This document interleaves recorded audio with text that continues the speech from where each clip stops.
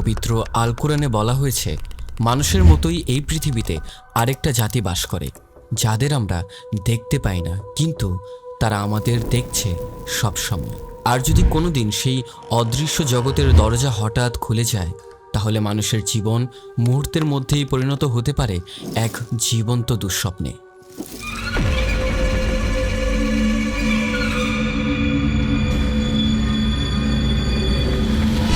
Tonight, you are not just watching a movie explanation, you are stepping into something forbidden. কারণ আজকের গল্পটা এমন কোনো সাধারণ হরর মুভির গল্প না। এটা এমন এক মেয়ের গল্প যার ওপর এমন এক শক্তি ভর করেছিল, যেই শক্তির নাম শুনলে আজও তুরস্কের অনেক মানুষ শিউরে ওঠে। So remember one thing before we begin, some doors are better left closed. বলছিলাম সত্য ঘটনা অবলম্বনে এক মাস্টারপিস হরর মুভির কথা, যার নাম দ্য বে 4।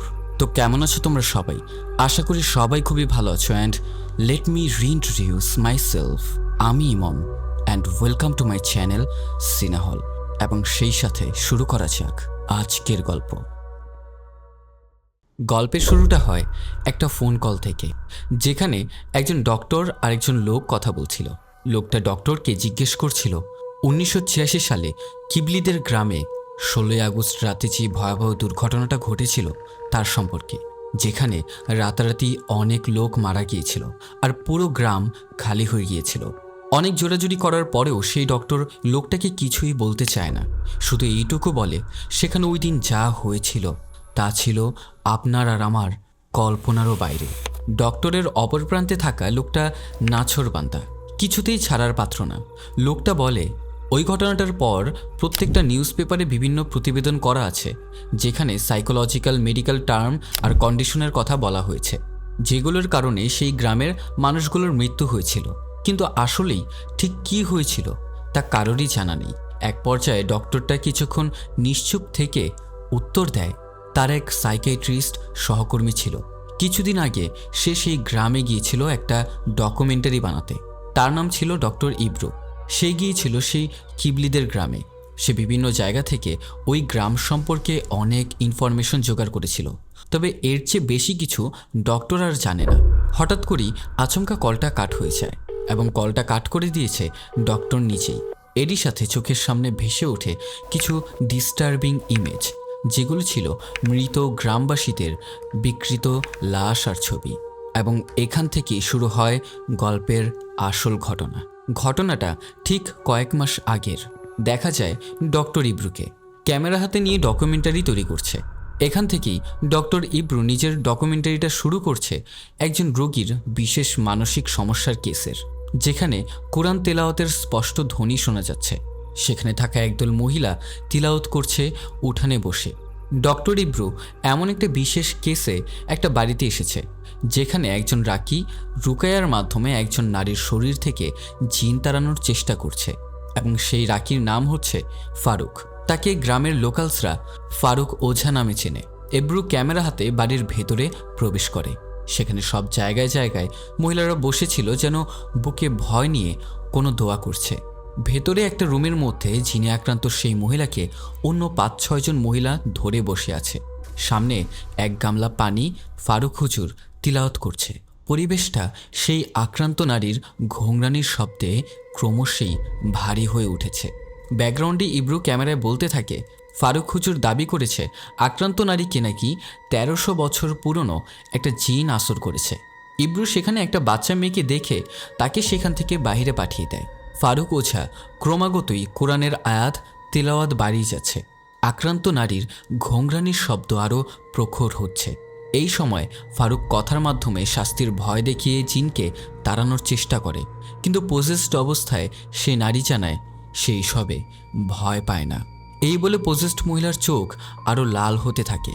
সবচেয়ে ভয়ানক বিষয় হচ্ছে সে একজন একজন করে সেই রুমে উপস্থিত সব মহিলাদের কুকর্ম আর তাদের পাপাচারের কথা প্রকাশ করতে শুরু করে। যেমনটা কে প্রতিবেশীকে হিংসা করে, কে অভিশাপ দেয় বিনা কারণে, কার স্বামী কতটুকু লম্পট, আর কে কালো জাদু করে অন্যের ক্ষতি করে, সব কিছু একে একে বলে মহিলাদের দুর্বল করতে শুরু করে।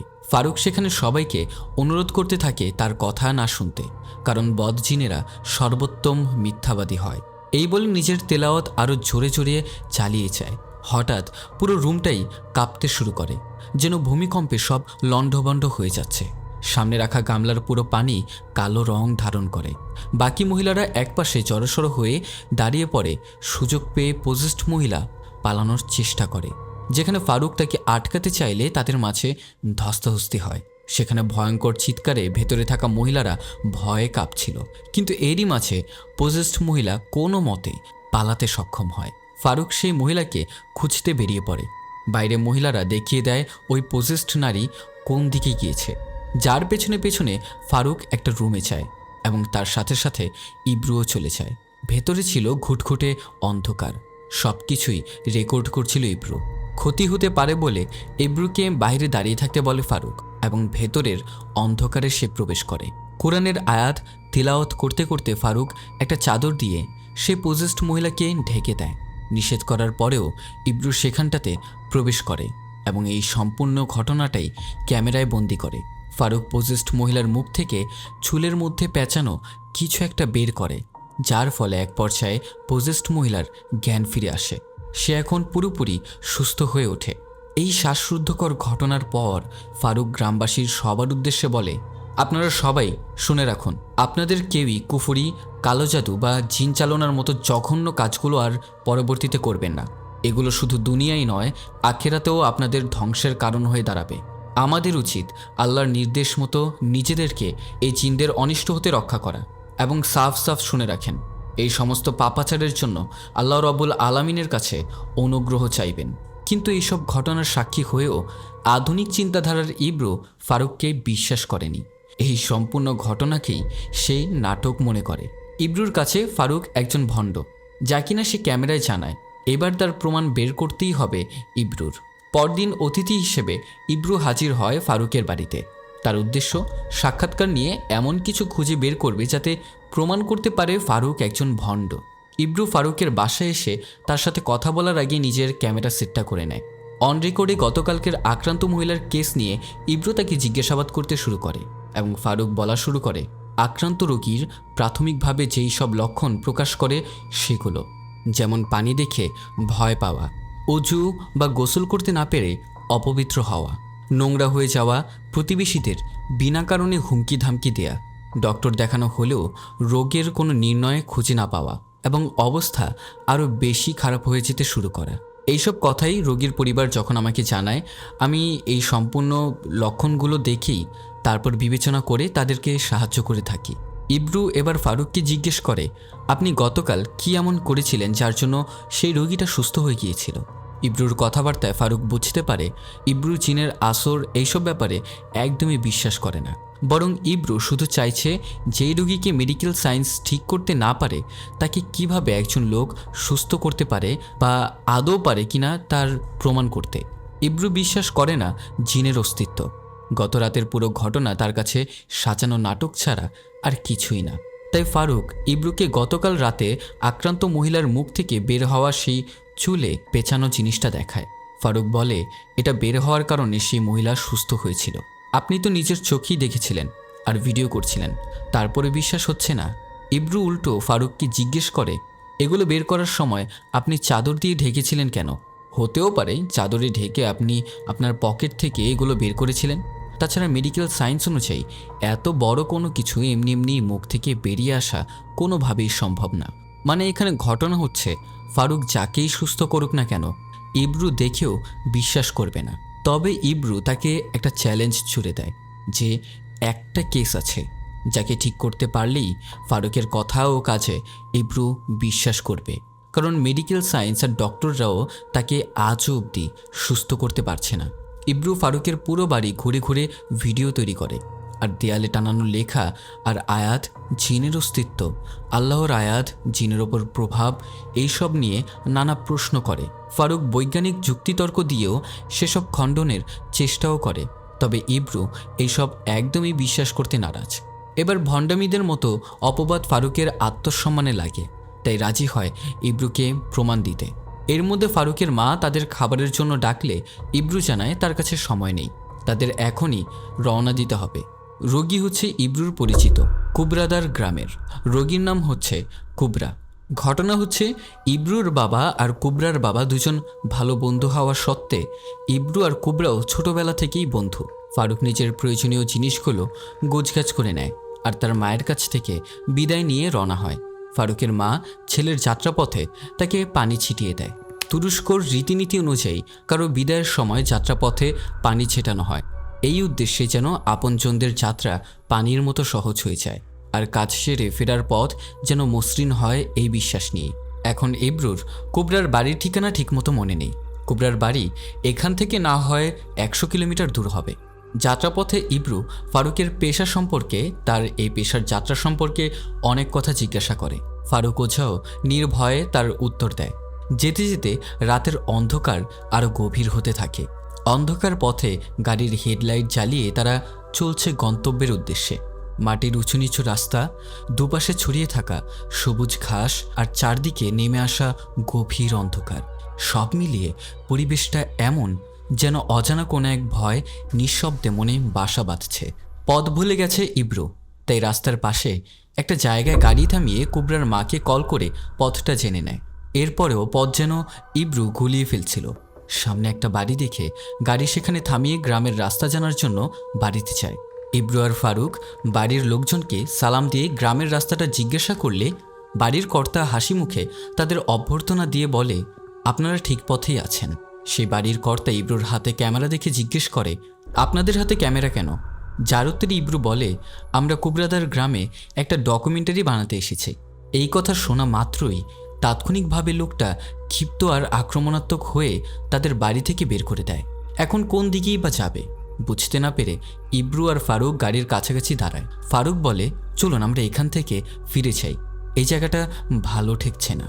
যেই কথা ইব্রু ঠাট্টা করে ফারুককে জিনদের সম্পর্কে বলে, আপনি আপনার জিনদের থেকে রাস্তা জেনে নিন। তার উত্তরে ফারুক জানায়, এই স্থানটা মোটেও ভালো না, এটা জিনদের জন্য উপযোগী জায়গা। এই প্রসঙ্গে আবু সামারকান্দি বলেছিলেন, যদি এমন কোনো পর্বত থাকে যেখানে সূর্য উদিত হয় আর আরেকটি পর্বত থাকে যেখান থেকে সূর্য অস্ত যায়, আর সেই দুই পর্বতের মাঝখানে যদি পাথর আর মাটির ভেতর দিয়ে একটা স্রোতধারা বয়ে যায়, তবে তাদের মাঝখানের যেই ছায়াঘেরা অঞ্চল সেগুলো জিনেদের আবাসে পরিণত হয়। এবং এটা সেই রকমই একটা জায়গা। তাদের দুজনকে অবাক করে দিয়ে একটা নারী কণ্ঠের কান্নার আওয়াজ সেখান থেকে ভেসে আসে। ক্যামেরা নিয়ে সেই কান্নার শব্দের পিছু করতে করতে তারা গভীর অন্ধকারের দিকে চলে যায়। তারপর আচমকা এই কোথা থেকে লাল চোখ বিশিষ্ট এক জানোয়ার হুঙ্কার দিয়ে তাদের উপর আক্রমণ করে বসে। ঠিক মুহূর্তেই আবার হাওয়ায় মিলিয়ে যায়। ইব্রুর হাত থেকে ক্যামেরাটা পড়ে গিয়েছিল, সেটাকে তুলে তারা দুজন অনেকটা ভয় পেয়ে গাড়িতে উঠে পড়ে। এরপর ফারুক গাড়ি থেকে নেমে সালাত আদায় করে এবং তারা দুজন আবার পায়ে হেঁটে যেতে শুরু করে। এই রাতের গভীর অন্ধকারে কিছু দূর হাঁটতেই তারা একটা কবর দেখতে পায়, যার পাশে পড়েছিল মানুষের কিছু হাড়গোড়।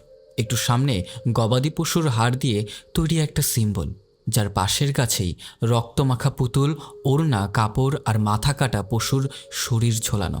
গাছের মধ্যে খোদাই করে লেখা 7175। ফারুক জানায়, যারা কুফুরি আর কালোজাদু করে থাকে তারা কারো ক্ষতি করার উদ্দেশ্যে এই সমস্ত কাজই করে থাকে। তখন ইব্রুর হঠাৎ করে মাথা ঘুরে শরীর খারাপ হওয়া শুরু করায় সে সেখানেই বসে পড়ে। ইব্রু জানায়, হয়তো এই পচা গন্ধের জন্য তার এমন হচ্ছে। এরপর তারা গাড়িতে উঠে আবারও রওনা দেয়। রাস্তায় ভেড়ার পাল নিয়ে চলা এক ভেড়াপালককে দেখে তারা গাড়ি থামিয়ে তার কাছে গ্রামের পথ জিজ্ঞাসা করে। ভেড়াপালক লোকটা কুবরার বাবাকে চেনে, তাই তাদেরকে সঠিক রাস্তা ঠিকানা দিতে পারল। সেই লোকের কথা মতো ইব্রু ফারুক গাড়ি দিয়ে সেই পথে যেতেই শুরু করে। হঠাৎ ইব্রুর চোখে পড়ল পাশের কিছু একটার দিকে। তখন ফারুককে ক্যামেরা অন করে ভিডিও করতে বলে ইব্রু। সেই মুহূর্তে তারা দুজন যা দেখল তাতে দুজনেই বেশ অবাক হলো।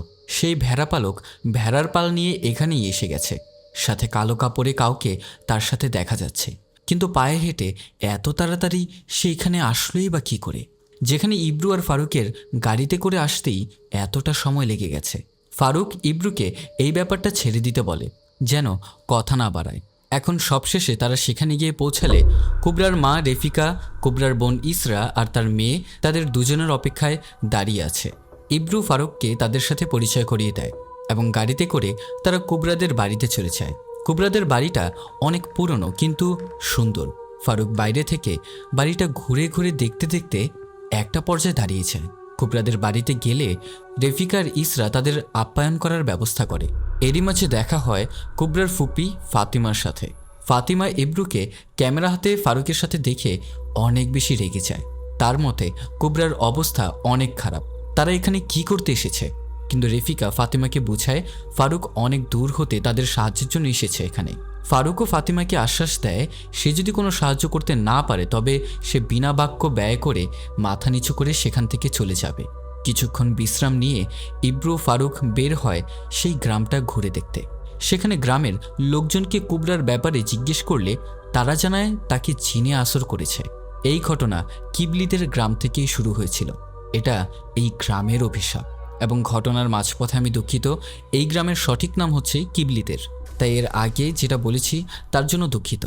সেখানে ফারুক আর ইব্রু বেশি কিছু জানতে পারার আগেই লোকজন ইব্রুর হাতের ক্যামেরা দেখে ক্ষেপে ওঠে আর সেখান থেকে ঝামেলা গণ্ডগোল এড়িয়ে ইব্রু আর ফারুক সেখান থেকে বেরিয়ে আসে। ফারুক বুঝতে পারছে না কিবলিদের গ্রামের নাম শুনেই সকলে কেনই বা এতই রেগে যাচ্ছে। কিছু তো একটা ভয়ঙ্কর আছে এখানে। আর অভিশপ্ত ঘটনা তো ঘটেছিল সেই গ্রামে। ডিনার টেবিলে কুবরার সমস্যা নিয়ে পরিবারের লোকদের সাথে ফারুক কথা বলে। তারা জানায় বিয়ের রাত থেকেই কুবরার এই সমস্যাগুলোর সূত্রপাত ঘটেছে। ইসরা ফারুক আর ইব্রুকে সেই রাতের একটা ভিডিও দেখায়। কুবরার বিয়ের রাতে নববধূ বেশে বরের পাশে বসেছিল কুবরা। আলো ঝলমল, সাজসজ্জা, চারপাশে আত্মীয় স্বজনদের ভিড়, গান বাজনা, হই হুল্লোড়, আনন্দের মেলা লেগেছে। কুবরাও ভীষণ খুশি। সবকিছুই ঠিকঠাক ছিল, সবকিছুই স্বাভাবিক। হঠাৎ করেই কুবরার অস্বস্তি হতে শুরু হলো। কুবরার চেহারা ফ্যাকাশে হয়ে গেল। অনুষ্ঠান থেকে উঠে কুবরা কোনো মতে ভেতরের রুমে চলে যায়। এরপর কুবরা যা করল তা ছিল সকলেরই কল্পনার বাইরে।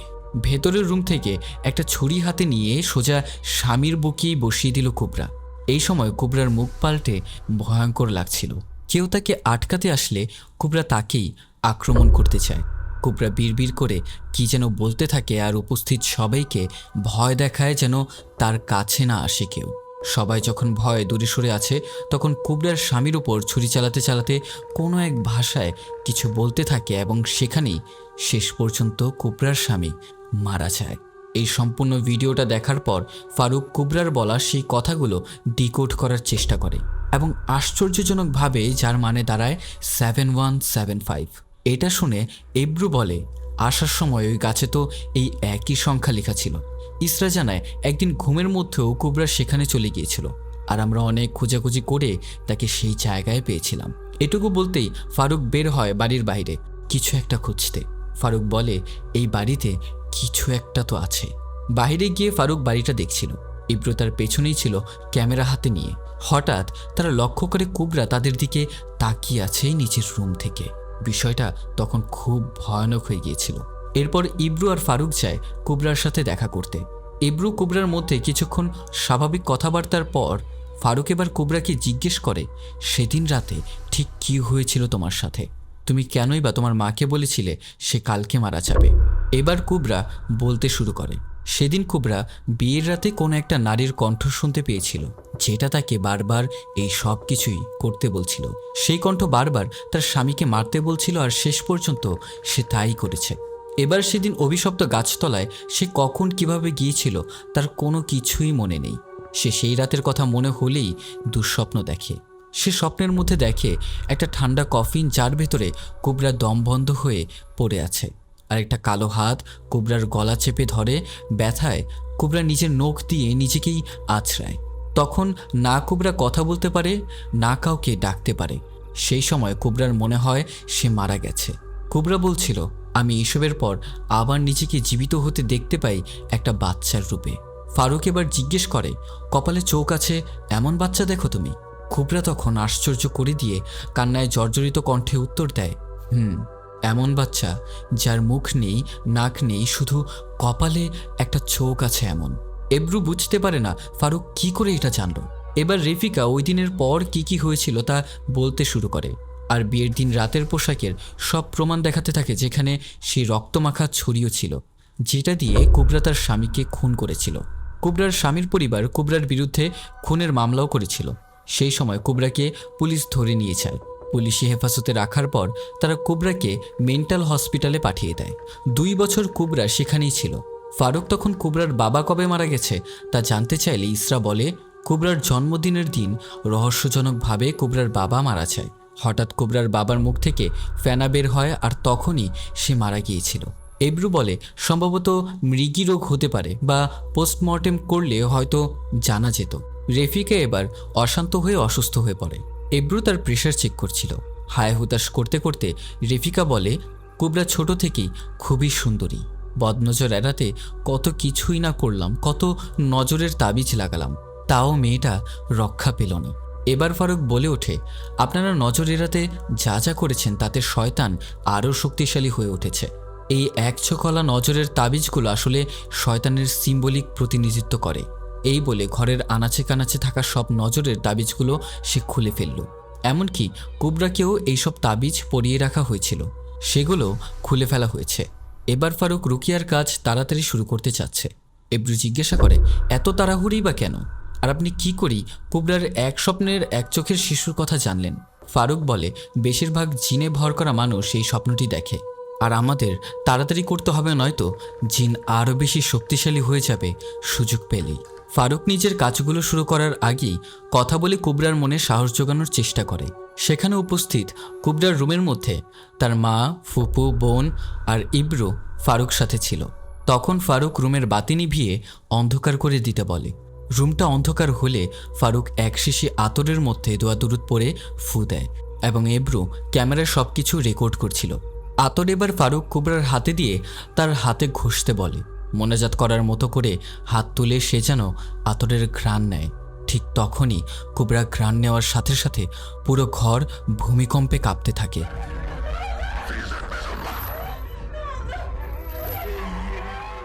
উপস্থিত মহিলারা তখন চিৎকার করতে শুরু করে। বিকট এক চিৎকারে সবাই ভয়ে কুঁকড়ে যাচ্ছে।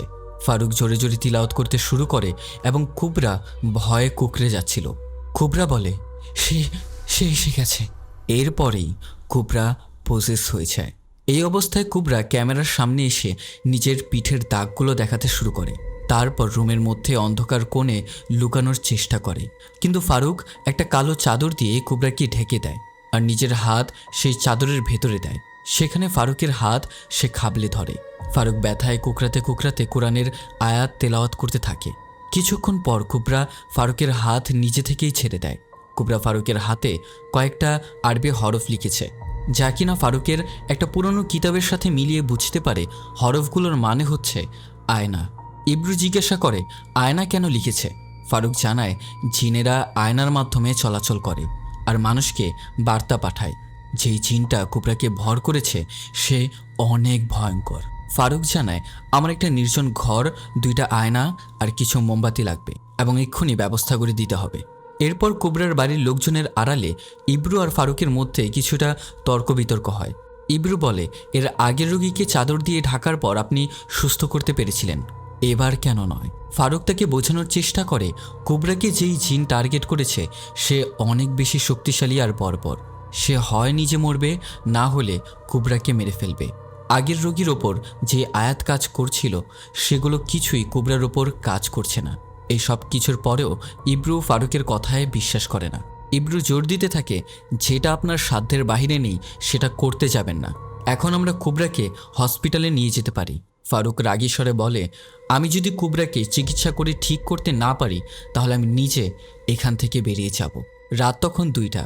ফারুকের সাথে কথা বলার পর কুবরার এই অস্বাভাবিক আচরণের ব্যাপারে একটা ফেস ক্যাম ভিডিওতে ইব্রু কুবরার সব আচরণকে মেডিকেল টার্ম আর কন্ডিশন অনুযায়ী ব্যাখ্যা করে আর জানায় কুবরার এই সব গতিবিধি নজরে রাখা হয়েছে। এবং এরপর তো ঘটে অন্যরকম ঘটনা। রাতের সবাই যখন ঘুমিয়েছিল, ইব্রুর ফিট করে রাখা ক্যামেরাগুলোতে কুবরার বাড়িতে একটা কালো ছায়ার আবির্ভাব দেখা যায়। এরপরেই আচমকা অস্বাভাবিকভাবে কুবরা উঠে বসে। সে ছাড়া পেয়ে ঘরের মধ্যে জিনিস ফেলতে শুরু করে। চুল দিয়ে কুবরার সম্পূর্ণ মুখ ঢাকা। এই অবস্থায় আয়নার সামনে দাঁড়ায় এবং আয়নায় কোবরার প্রতিবিম্ব ঘাড় বেঁকিয়ে বাস্তবের উল্টা আচরণ করছিল। যেখানে বাস্তবে কোবরা শুধুই সেখানে দাঁড়িয়েছিল। আয়না কাঁপতে থাকে আর কোবরা সেখান থেকে চলে যায়, কিন্তু আয়নায় তার প্রতিবিম্ব সেখানেই দাঁড়িয়েছিল। বাড়ির ভেতরেই ঝড়ো বাতাসে ফারুকের রুমের দরজা খুলে কাগজপত্র সব লণ্ডভণ্ড হয়ে যায়। ঘুম থেকে লাফিয়ে উঠে ফারুক। এই পর্যায়ে কোবরা এই ঘর থেকে ওই ঘরে সেই অবস্থাতেই ঘুরতে থাকে। কোবরাকে এই অবস্থায় দেখে কোবরার মা, বোন, ফুফুর ভয়ে কলিজা শুকিয়ে আসছিল। তবে কোবরা কারো ক্ষতি করেনি, কিছুক্ষণ দাঁড়িয়ে থেকে সেখান থেকেই চলে যায়। তখন কোবরা নিজের রুমে ফিরে আসে এবং তার প্রতিবিম্ব আবারও বিছানায় শুয়ে পড়ে, কিন্তু কোবরা রুম থেকে আবারও বেরিয়ে যায়। একটা গা ছমছমে ভয়ঙ্কর রাতের পর সকালে সোনালি সূর্য ওঠে। কোবরার পরিবারের সবাই নাস্তা তৈরি করছে। ইব্রু ক্যামেরা হাতে নিয়ে সবার পরে ঘুম থেকে উঠেছে। সবাই নাস্তার টেবিলে একসাথেই খেতে বসেছে। এখন খাওয়ার সময় ইব্রু কাশতে শুরু করে, কিন্তু কাশির পরিমাণ এতটাই বেড়ে চলেছে তাই সকলেই বেশ কিছুটা চিন্তায় পড়ে যায়। তখন ইব্রুর মুখ থেকে ছুলে পেঁচানো কিছু একটা বের হয়, যেমনটা শুরুতেই আক্রান্ত মহিলার মুখ থেকে বের হয়েছিল। এই ঘটনাটার পর ইব্রু একটু সুস্থ ফিল করলে ফারুক আর দেরি না করে তখনই নিজের কাজ শুরু করে দিল। ফারুকের কথা মতো কোবরার পরিবার আয়না, মোমবাতি আর নির্জন অন্ধকার ঘর ব্যবস্থা করে দিল। ফারুক ইব্রুকে নিয়ে সেখানে গেল বাকিদের বাইরে দাঁড় করে রেখে। সেই রুমের ভেতর প্রবেশ করে ফারুক আয়না দুটিকে এমনভাবে সিমেট্রিক্যালভাবে স্থাপন করেছিল যে আয়নাগুলোর মধ্যে এক ধরনের ইনফাইনাইট রিফ্লেকশন দেখা যাচ্ছিল এবং তার চারিপাশে কয়েকটা মোমবাতি ছিল, যেগুলো আয়নার মধ্যে দেখতে সম্পূর্ণই মনে হচ্ছিল এই মোমবাতিগুলো তাকে ঘিরেই রয়েছে। এদিকে ইব্রু তার ফেস ক্যাম ভিডিওতে জানায় এটা একটা প্রাচীন ব্যাবিলনীয় টেকনিক, যা ফারুকের মতে অনেক বেশি কার্যকরী। এরপর ফারুক আয়াতুল কুরসি পড়তে শুরু করে। সূরা পড়া শেষে ঘরের এক কোণে ফারুক এক প্যাকেট লবণ ঢেলে রাখে এবং আরও দোয়া দুরুদ পরে আগুনটা চালায়। তখন সে ইব্রুর কাছ থেকে ক্যামেরাটা চাইল, কারণ এখন সে কালো চাদরের নিচে যাবে। চাদরের নিচে গিয়ে দোয়া পড়ে জিনকে আহ্বান করবে। যখনই সে এই কাজটা করে, সাথে সাথে এক ধাক্কায় কোনো এক অদৃশ্য অবয়ব ফারুককে দূরে ছিটকে ফেলে দেয়। ফারুক নিজেকে সামলে ইব্রুকে বলে জিন তার পেছনেই অবস্থান করছে, সে যেন পেছনে ঘুরে না তাকায়। অন্ধকার কোণে গিয়ে ফারুক জিনের সাথে কথা বলার চেষ্টা করে। কেনই বা সে কোবরার পিছনে লেগে আছে? এই প্রশ্নের সাথে সাথে ঘরের সবগুলো মোমবাতি আলোয় আলোকিত হয়ে নিভে গেল। ঘরের আয়নাগুলো ভেঙে চুরমার হয়ে গেল আর বিকট বিস্ফোরণের শব্দে ইব্রু ভয় পেয়ে যায়। বাইরে থেকে কোবরার পরিবারের লোকজন সেখানে এসে পড়ে। এখন ইন্টারেস্টিং বিষয় হচ্ছে ফারুকের রাখা সেই লবণের নিচে একটা সংকেত জিন এঁকে রেখে চলে গেছে। ফারুক বুঝতে পারে এই সংকেতটা তাদের বাথরুমের দিকেই নির্দেশ করছে। ফারুক জানে কেউ হয়তো ভয়ঙ্কর কোনো কালো জাদু করেছে কোবরাকে। ফারুক রেফিকাকে জিজ্ঞেস করে আপনাদের বাড়িতে কোনো পরিত্যক্ত বাথরুম আছে কিনা। রেফিকা জানায় হ্যাঁ আছে, এবং ফারুক সেখানেই ছুটে চলে যায়। এদিকে এত কিছুর পরেও ইব্রু এখন নিজের চোখের সামনে থাকা সত্যগুলো বিশ্বাস করতে পারছে না। সেই পরিত্যক্ত বাথরুমটা ভেঙে ফারুক তার নিচ থেকে যা পায় তা দেখে সকলে হা হয়ে যায়। ইব্রু আবার ফেস ক্যাম করা শুরু করে আর কি কি পেয়েছিল তার একটা রিপোর্ট দেওয়ার চেষ্টা করে। সেখানে ছিল গরুর পচাগলা মাংস, গরুর মাথা, কলিজা, ঘোড়ার খুর, কিছু তাবিজ পেঁচানো পুতুল, এরই সাথে আরও অনেক কিছু। বাই দ্য ওয়ে, এই সিনগুলো আমি দেখাতে পারছি না, এর কারণ হচ্ছে ইউটিউবে অনেক রেস্ট্রিকশনের ব্যাপার স্যাপার আছে। ইব্রু এখন ভাবছে ফারুকের সাথে এই ঘটনায় কেউ জড়িত আছে, হতে পারে স্থানীয় লোকজন, তবে ইব্রু এই ব্যাপারটায় একদমই নিশ্চিত না।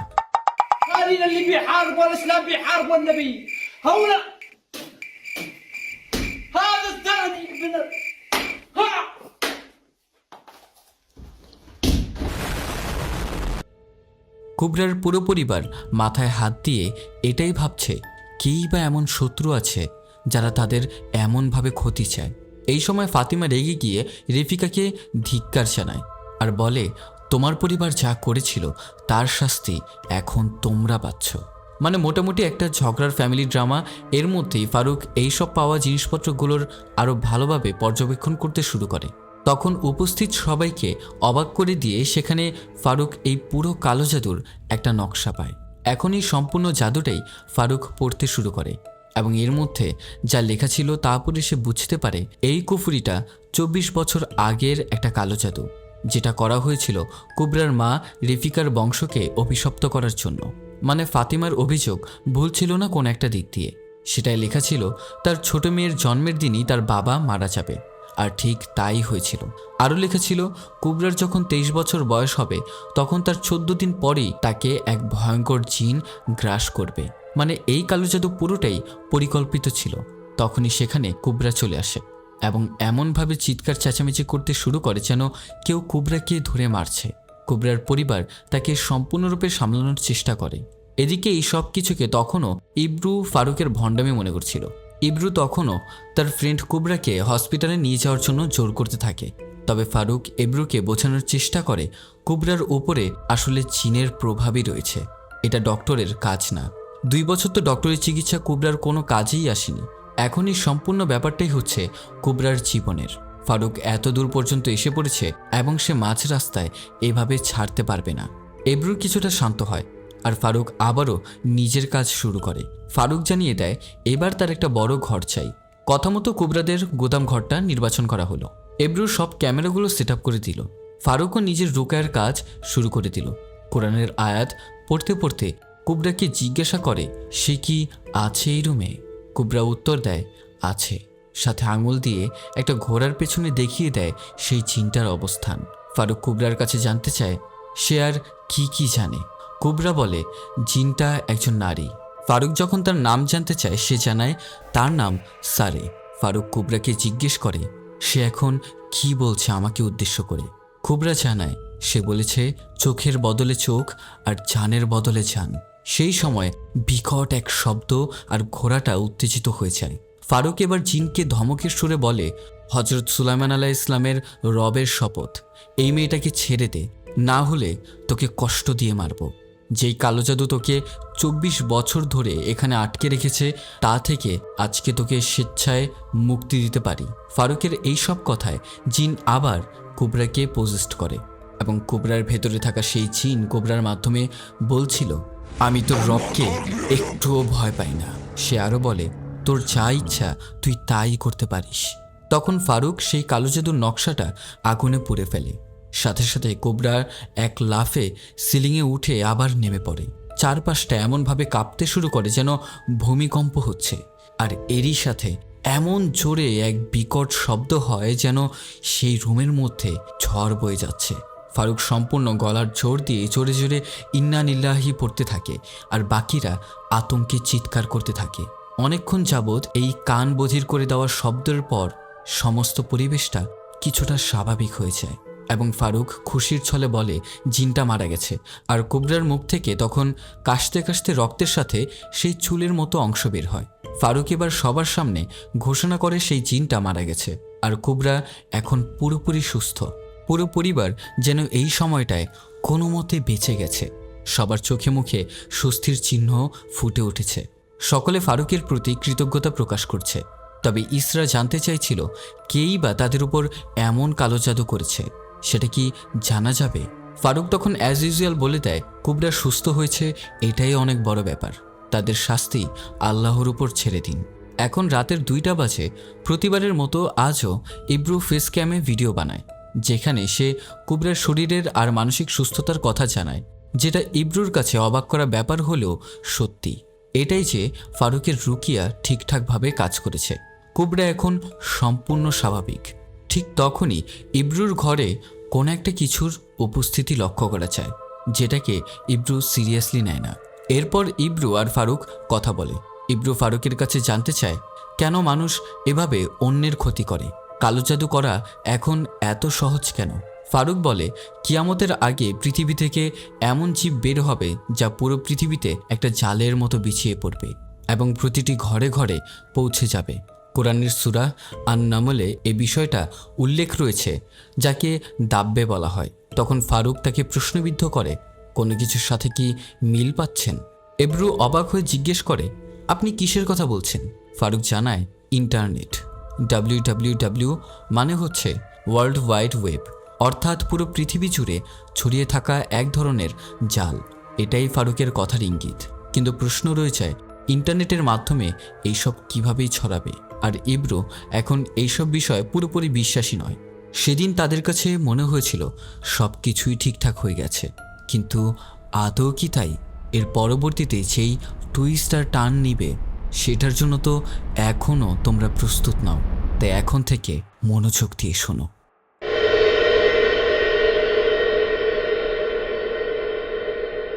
ওই রাতে যখন সবাই ঘুমিয়ে পড়ে তখন কুবরার রুমের দরজা হঠাৎ করেই বন্ধ হয়ে যায়।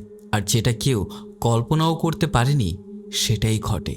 সম্পূর্ণ বাড়িতে ইব্রুর ফিট করা ক্যামেরার মধ্যে কুবরা ধরা পড়ে যায়। কুবরাকে আবারও জিনে পজেস করে ফেলেছে। পজেসড অবস্থায় কুবরা তার বিয়ের পোশাক আর যেই চাকুটা দিয়ে সে তার স্বামীকে খুন করেছিল সেগুলো নিয়ে নেয় এবং তার ওয়েডিং ড্রেসটা পরে কুবরা ক্যামেরার সামনে দাঁড়িয়ে কিছু ফিসফিস করে বলছিল। তখন ফাতিমা কুবরাকে সেখানে এভাবে দাঁড়িয়ে থাকতে দেখে ফাতিমা কুবরাকে ডাকতে শুরু করে। ঠিক তখনই কুবরা তার উপর ঝাঁপিয়ে পড়ে এবং ফাতিমার মুখ ক্ষতবিক্ষত করে দেয়। ফাতিমার চিৎকার চেঁচামেচির শব্দে সকলে সেখানে ছুটে আসে এবং ফাতিমাকে হসপিটালে নিয়ে যাওয়া হয়।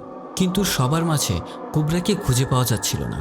ঠিক তখন একটা পর্যায়ে খুঁজতে খুঁজতে কুবরাকে খুঁজে পাওয়া যায় সেই অভিশপ্ত গাছের নিচে, যেখানটাতে ফারুক এর আগেও এসেছিল। সেখানে একটা সিম্বলিক চক্র এঁকে তার মাঝে দাঁড়ানো অবস্থায় তাকে দেখা যায়। ফারুককে জিন বলে, তুই যতবার মারবি আমি ততবার ফিরে আসব। এই শরীর আমার, তুই কোনো কিছুই করে আমাকে মারতে পারবি না বেয়াদব।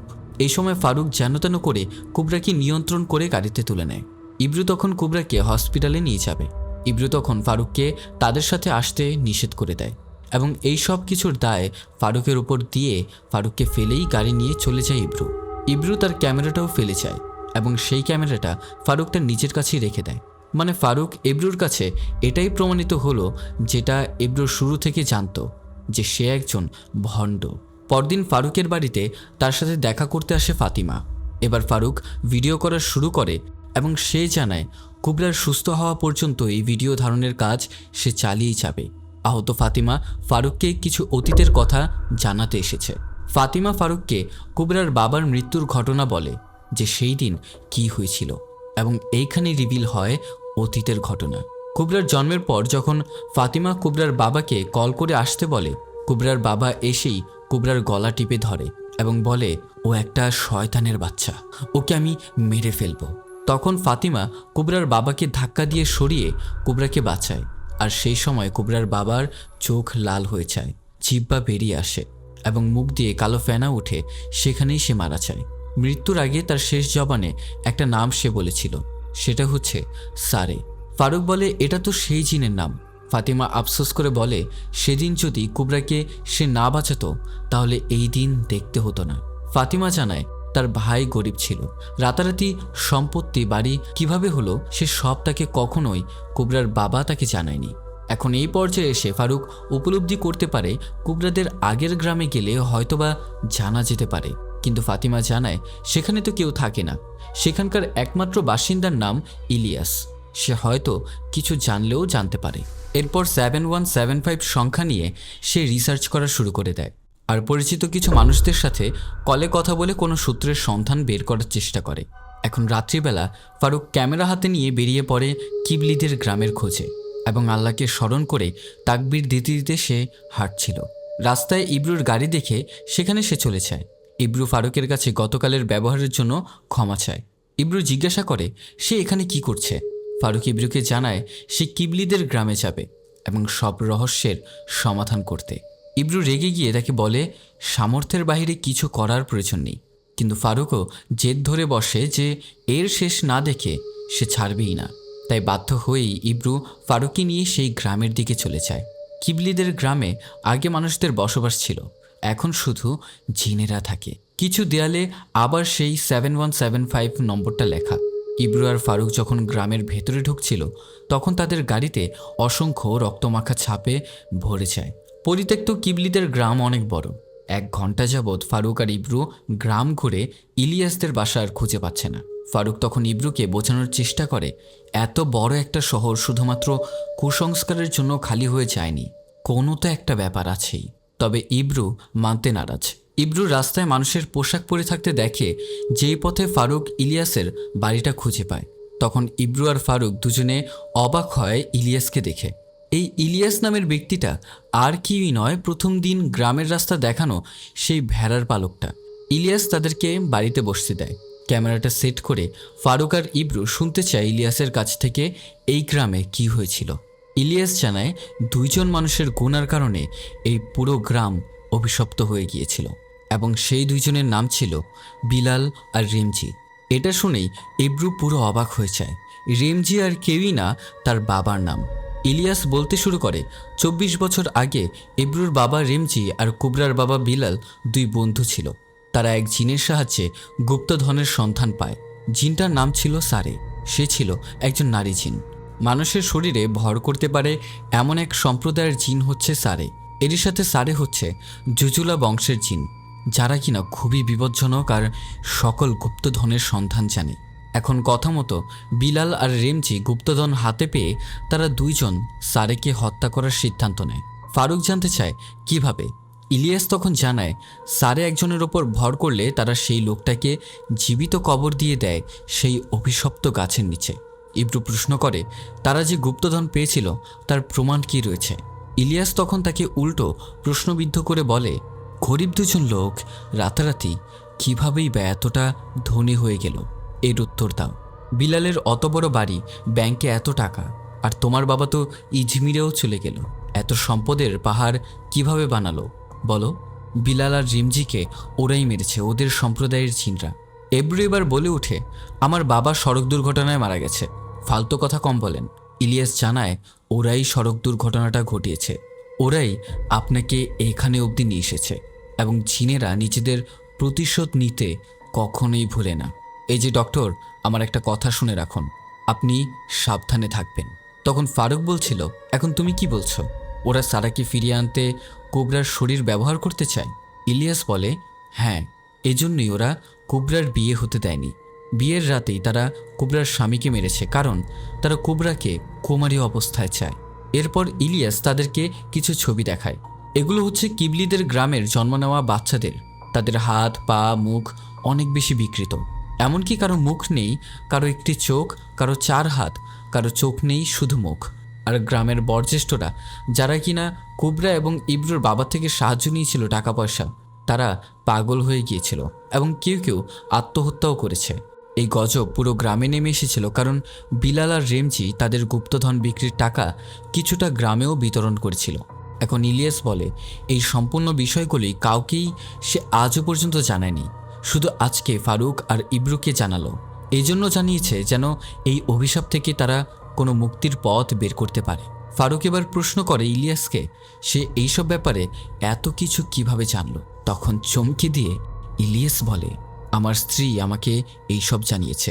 এবার ইলিয়াসের স্ত্রী সম্পর্কে যা কেউ কল্পনাও করেনি সেটাই বলল ইলিয়াস। ইলিয়াসের স্ত্রী আসলে একজন জিন। সেদিন ইলিয়াসের সাথে কালো পোশাকে যাকে আবছা দেখা গিয়েছিল সেটাই ইলিয়াসের স্ত্রী, যার নাম জাহরিয়াস, এবং সে এখানেই উপস্থিত আছে।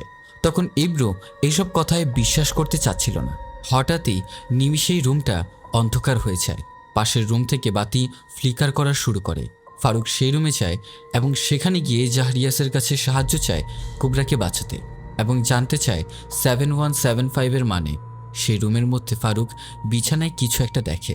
ঠিক তখনই বিছানার চাদর সরাতেই একটা বাচ্চাকে দেখে, যার কিনা এক চোখ, ঠিক যেরকম বাচ্চার কথা কুবরা বলেছিল।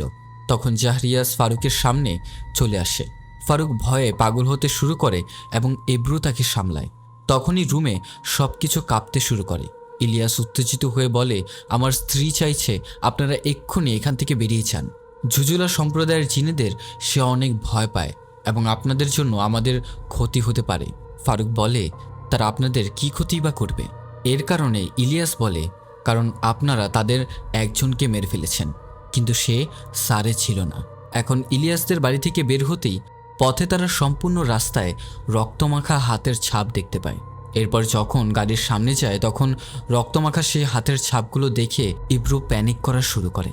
ফারুক তখন তাকবীর বলতে বলতে ইব্রুকে সামলায় এবং তাকে গাড়িতে উঠতে বলে। এর মধ্যেই জুজুলার জিনেরা তাদের উপর আক্রমণ করে এবং তাকে বিরক্ত করতে শুরু করে। কোনো মতে তারা গাড়িতে উঠে সেখান থেকে বের হয়ে আসে, কিন্তু ইব্রু এখনও বিশ্বাস করতে পারছে না তার বাবা এত কিছু করেছে। এই সব কিছুই হচ্ছে শুধুমাত্র সারেকে মেরে ফেলার কারণে। এখন তার প্রশ্ন, এখন কি করতে হবে? ফারুক বলে, অতীতে আরব আর বেদুইনরা জিনের ওপর করা অন্যায় থেকে মুক্তি পেতে তাদের পুরনো কবর থেকে বের করে নতুন কাফনে নতুন স্থানে কবর দিত। আমাদেরও এখন তাই করতে হবে, এবং তার আগে একটা কাফনের কাপড় আর কোরাল নিয়ে আসতে হবে। এবার ইব্রু আর ফারুক এসেছে সেই অভিশপ্ত গাছের নিচে। সেই সিম্বলিক চিহ্নের মাঝ থেকে খুঁড়ে ফারুক একটা কলসি বের করে। সেই কলসির মুখ খুলতেই ঝড়ো এক হাওয়া বের হয়, আর ভূমিকম্পে সব কিছু কাঁপতে থাকে। এরই মাঝে অনেক কষ্টে ইব্রুর সাহায্যে ফারুক সেই কলসির মুখটা বন্ধ করে আর কাফনে পেঁচিয়ে অন্যত্রে দাফন করে দেয়। তারপর আবারও জিনেরা আক্রমণ করে তোলপাড় শুরু করলে ফারুক সেখানে গিয়ে জিনদের উদ্দেশ্যে ঘোষণা করে, জুজুলা বংশের জিনেরা, তোমরা সারের লাশ পেয়ে গেছো, এবার কুবরাকে ছেড়ে দাও। তখন অন্ধকারে জিনেদের চোখ জ্বলতে দেখা যায়। একটা পর্যায়ে এই সম্পূর্ণ পরিবেশটাই স্বাভাবিক হয়। ফারুক বলে, জিনেরা সবটা মেনে নিয়েছে, তারা কুবরাকে ছেড়ে দেবে। এবার নিশ্চিন্তে এব্রু আর ফারুক ফিরে যায় কুবরাদের বাড়িতে। কুবরার বাড়ির লোকজনরা এই খবরটা শুনে সম্পূর্ণ নিশ্চিন্ত হয়েছে। এব্রু এবার তার মায়ের সাথে ফোনে কথা বলে এবং জানায় বাবার ব্যাপারে সেই সব কথা বাড়িতে ফিরে জানাবে। এখন কুবরাকে রেফিকা ঘুম পাড়িয়ে রাখে। এব্রু জানতে চায় ইসরার মেয়ে কোথায়, তাকে তো কোথাও দেখা যাচ্ছে না। ইসরা বলে, ওকে তো ওর দাদির কাছে রেখে আসা হয়েছে, এইসব থেকে দূরে। এরপর ফারুকের সাথে এব্রুর কথা হয়, তারা দুজন দুজনকে কৃতজ্ঞতা প্রকাশ করে। তবে এখনও এব্রু কিছু ব্যাপারে সন্দিহান। ফারুক বলে, কিছু জিনিসে প্রশ্ন করলে হয় না, আস্থা রাখাটাই ভালো। ঠিক তখনই সেখানে রেফিকা ছুটে আসে। ইলিয়াসের প্রাণ সংকটে। সে ফোন করে ফারুকের কাছে সাহায্য চেয়েছে তার জীবন মরণের ব্যাপার। এই কথা শুনে ফারুক তাৎক্ষণিক বেরিয়ে পড়ে ইলিয়াসকে বাঁচাতে। ইব্রুও ফারুকের সাথে যেতে চাইলে কুবরার দোহাই দিয়ে ইব্রুকে বাড়িতেই রেখে দেয় রেফিকা। এখন ফারুক ক্যামেরা হাতে নিয়ে বেরিয়ে পড়ে কিবলিদের গ্রামের উদ্দেশ্যে, ইলিয়াসের কাছে। তবে এই বিষয়টা একটু মনে রাখবেন, ইলিয়াস কিন্তু কল করেছিল ফারুকের কাছে সাহায্যের জন্য। কুবরার কাছে তার মা আর বোন বসে আছে, যেন তারা কিছুর অপেক্ষায় আছে। ক্যামেরায় তখন ফ্লিকার করছে। ইব্রু নিজের রুমে বসে আছে। সে ফোনের মধ্যে নেটওয়ার্ক না পেয়ে বিরক্ত হচ্ছে। ঠিক তখনই খাটের উপর শুয়ে ইব্রুর শরীরে কেন যেন অস্বস্তি ফিল হচ্ছিল। শরীরে চুলকানি শুরু হওয়ায় ক্যামেরা অফ করে নিজের ইন্নার খোলে। তখন অন রেকর্ডে ক্যামেরায় ইব্রু নিজের ইন্নার হাতে নিয়ে ভিডিও করে এবং ইন্নারের মাঝে সে একটা লুকোনো তাবিজ দেখতে পায়। তাবিজটা খুলতেই ইব্রুর চোখ কপালে উঠে যায়। কেই বা রেখেছে এই তাবিজটা? তাবিজের মধ্যে একটা নকশা আঁকা, তার সাথে বিভিন্ন আঁকিঝুঁকি, যেখানে একটা রাক্ষস আর পিশাচের মতো অবয়ব জাতীয় কিছু সে টয়লেটের ওপরে মলমূত্র ত্যাগ করছে। ঠিক সেখানেই ইব্রু আর কুবরার ছবি। এখন ইব্রুর কাছে আসলেই ভয়ঙ্কর কিছু একটার আশঙ্কা হচ্ছে, তাই নিজের শরীরে গোপন ক্যামেরা সেট করে নিয়েছে সে। তখন ইব্রু রুমের মধ্যে কোন একটা কিছুর শব্দ পায়। অন্যদিকে ফারুক গাড়ি দিয়ে ইলিয়াসকে বাঁচাতে যাচ্ছিল। রাস্তায় তাকে একজন কল করে। মনে আছে, ফারুক তার এক ফ্রেন্ডকে 7175-এর মানে বের করতে বলে এবং সাহায্য চেয়েছিল। তার সেই ফ্রেন্ড তাকে কিছু ছবি পাঠিয়েছিল, সেগুলো দেখতে বলে। তার বন্ধু জানায় 7175 হচ্ছে 2000 বছর আগের পুরনো এক কোড ওয়ার্ড। খ্রিস্টানরা মেনে থাকে জিসাসকে অথবা ঈসা মাসিহকে ক্রুশবিদ্ধ করে মারা হয়েছিল ঝুলিয়ে, কিন্তু ইসলামে এটা সম্পূর্ণ অপোজিট, যা কিনা সূরা আন-নিসার আয়াত 157 থেকে 158-তে স্পষ্টভাবে বলা আছে। মানুষেরা তাকে হত্যা করেনি এবং ক্রুশেও তাকে মারতে পারেনি। আল্লাহ তাআলা তাকে জীবিত অবস্থায় আকাশে তুলে নিয়েছেন। অতঃপর তার বন্ধু তাকে 7175 সংখ্যাটা নোট করতে বলে এবং তা আরবি ভাষায় কনভার্ট করতে বলে, যা কিনা আরবি সংখ্যায় দাঁড়ায় সাবাহ ওয়াহিদ সাবাহ খামসা। এবং এই সংখ্যাগুলো দেখলে কিছুটা পড়া যায় ভিভো নামে, যার ল্যাটিন ভাষায় অর্থ দাঁড়ায় আমি জীবিত। তো সেই 2000 বছর আগের জিনদের যখন মানুষেরা হত্যা করেছিল বা দাফন করেছিল, ঠিক তখন থেকে আজ পর্যন্ত জিন্নাতিরা লোকদের এই সংখ্যা বলে জানান দিয়ে বেড়ায় যে আমি এখনও জীবিত আছি। এবং এই পর্যায়ে এসে ফারুক বুঝতে পারে ইব্রু আর কুবরার বাবা আসলে সারে নামের সেই নারী জিনকে হত্যা করেনি, বরং তারা পুরনো জাদুশাস্ত্রের বই বা অন্যান্য মাধ্যম থেকে জেনে সেই 2000 বছর আগের মানুষদের অনুসরণ করে সারেকে শুধু জীবিত দাফন করেছিল। তারা তাকে দাফন করেছিল তাদের স্বার্থ হাসিল শেষে।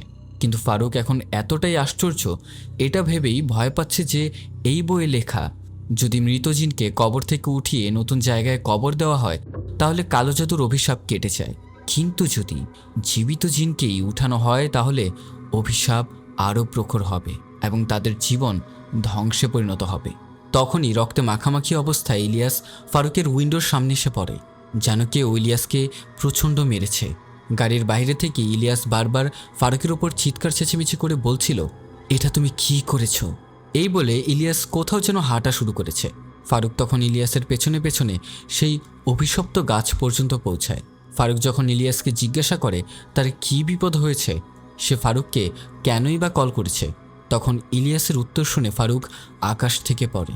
ইলিয়াস বলে, আমি কখন আর কীভাবেই বা তোমাকে ফোন করলাম। এদিকে কুবরার রুম থেকে কিছুর একটা শব্দ শুনতে পেয়ে ইব্রু চেক করতে চলে আসে। এসে দেখে কুবরার সম্পূর্ণ পজেসড অবস্থায় বিছানায় বসে আছে। কুবরার এইরকম ভয়ানক রূপ, বিভৎস চেহারা দেখে ভয়ে ইব্রু চিৎকার করতে থাকে। আর সেই সময় রেফিকা আর ইসরা এসে ইব্রুকে বেঁধে ফেলে। ইসরা লাঠি দিয়ে আঘাত করে রুমের ক্যামেরাটা ভেঙে ফেলে। অন্যদিকে ইলিয়াস বলে, ইব্রু কোথায় হুজুর? তাকে একা কেন রেখে এসেছেন? ফারুক বলে, তোমার কল পেয়েই তো আমি এসেছি। ইলিয়াস জানায়, আমার কাছে তো কোনো ফোনই নেই, আমি আপনাকে কলই বা কীভাবে করব। তখন ইলিয়াস বুঝতে পারে এই পুরোটাই হচ্ছে ওই মা মেয়ের সাজানো নাটক। তারা দুই মা মেয়ে মিলে ইব্রুকে এখানে ডেকে এনেছে এবং তারা কুবরার পরিবর্তে ইব্রুর শরীরের মধ্যে সারেকে ঠাঁই দিবে যেন কুবরা ভালো হয়ে যায়। ইলিয়াস বলে, আপনার এখনই ইব্রুকে বাঁচাতে যাওয়া উচিত। আমার স্ত্রীকে জুজুলা সম্প্রদায়ের জিনেরা মেরে ফেলেছে এবং তারা আমাকেও ছাড়বে না। এটা বলার সাথে সাথেই ইলিয়াসকে উড়িয়ে নিয়ে গিয়ে জিনেরা মেরে ফেলে এবং এরই সাথে ফারুককে জিনেরা আক্রমণ করে সাপের বেশে। বিভিন্নভাবে তার পথ আটকায়, শূন্যে তুলে ফেলে দেয়। কিন্তু আল্লাহর নাম নিয়ে কোনো মতে ফারুক গাড়িতে উঠে বসে। গাড়ি চালিয়ে যত দ্রুত সম্ভব ফারুক কুবরাদের বাড়িতে গিয়ে পৌঁছায়। বাড়ির ভেতরে ইব্রুকে খুঁজতে থাকে ফারুক। সব যেন অন্ধকারের অতলে তলিয়ে গেছে। ক্যামেরা হাতে পাশেই ফাতিমার বিকৃত মৃতদেহ পড়ে থাকতে দেখে সে, যাকে জড়িয়ে আছে সাপ বেশে জিন। সূরা পড়তে পড়তে কুবরার রুমে গিয়ে ফারুক অনেকগুলো এক চোখের রক্ষা তাবিজ দেখতে পায়, সাথে কালো জাদুর পুতুল, রক্ত আর শরীর বদলের তাবিজও পায়। ইব্রুকে ওরা কিবলিদের গ্রামে নিয়ে যাবে। এই জন্য বাড়ির বাইরে বেরিয়ে ফারুক সূরা নাস পড়তে পড়তে পথে যাওয়ার সময় ফারুকের ওপর জিনেরা আক্রমণ করে। ফারুক পাশের একটা কুয়ার মধ্যে গিয়ে ছিটকে পড়ে এবং উপরে তাকালে দেখতে পায় রেফিকা আর ইসরাকে। তারা বলছিল, পথের বাধা তো তুমি, তাই সবার আগে তোমাকে সরাতে হবে। এই বলে কূপের মুখটা পাথর দিয়ে বন্ধ করে দেয়। এরপর বাধা অবস্থায় ইব্রুকে কফিনের মধ্যে রাখে। ইব্রু বলে, আমি তোমাদের কী বা ক্ষতি করেছিলাম? তোমরা আমার সাথে এমন কেন করছো? এর উত্তরে রেফিকা বলে, তোর বাবার লোভের কারণে এই সব কিছুই হয়েছে। তোর বাবা রিমজি নিজের পরিবারকে নিরাপদে রেখে আমার মেয়ে কুবরার ওপর সারেকে ছেড়ে দিয়েছে। এবার তুইও বুঝ আমার মেয়ে কতটা কষ্ট পেয়েছে। অনেক তো শান্তিতে থেকেছিস। এই বলে রেফিকা আর ইসরা কিছু মন্ত্র বলে রিচুয়াল করে কফিনটা বন্ধ করে দেয়। কফিনের ভেতর চলছে ক্যামেরা।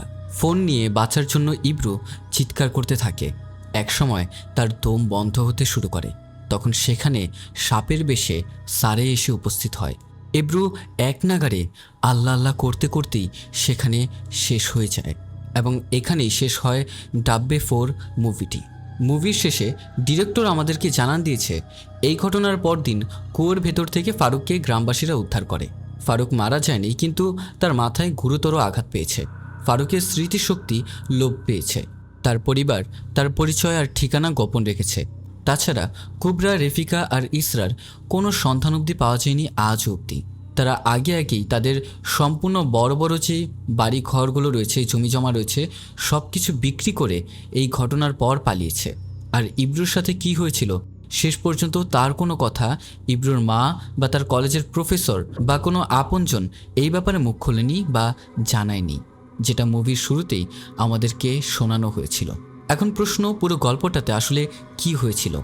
বিলাল রেমসি মিলে গুপ্তধন হাতিয়ে যখন সারেকে জীবিত কবর দেয়, তখন জুজুলা সম্প্রদায়ের জিনেরা রেমজির পরিবারকে না পেলেও বিল্লালের পরিবারকে পায়, আর কোবরার উপরে তারা সারেকে ফিরিয়ে আনার জাদু করে। তবে রেফিকা সবসময় এইসবের পেছনে রেমজিকে দায়ী করত, এবং এই কারণেই সে জিনদের সাথে একটা চুক্তি করে। কোবরার পরিবর্তে সে ইব্রুকে জিনের হাতে তুলে দেবে, আর তাদের এই সব পরিকল্পনার মধ্যে তারা ইব্রু আর ফারুককে ব্যবহার করে সারেকে মুক্তি দিয়ে দেয়, এবং এরই সাথে কোবরাকেও অভিশাপ মুক্ত করে। সিনেমাটির অভিনেতাদের অভিনয় আর ব্লগের মতো উপস্থাপনায় জটিল এই হরর স্টোরিটার সবচেয়ে ভয়ঙ্কর ব্যাপার হলো এই পুরো মুভিটি পুরোপুরি সত্য ঘটনার ওপর নির্মিত। তো কেমন লেগেছে মুভিটা তা অবশ্যই কমেন্ট করে কিন্তু জানাতে ভুলবেন না। তাছাড়া ভিডিওটা ভালো লেগে থাকলে লাইক করতে কিন্তু ভুলবেন না। চ্যানেলে নতুন হয়ে থাকলে সাবস্ক্রাইব করে পাশে থাকা বেল আইকনে অল সেট করে দেবেন। তাছাড়া আপনার উদ্দেশ্যে প্রশ্ন, আপনি যদি ইব্রুর জায়গায় থাকতেন তাহলে কী বা করতেন তা কমেন্ট করে জানাতে ভুলবেন না। টিল দেন দেখা হচ্ছে পরবর্তী ভিডিওতে। Good bye.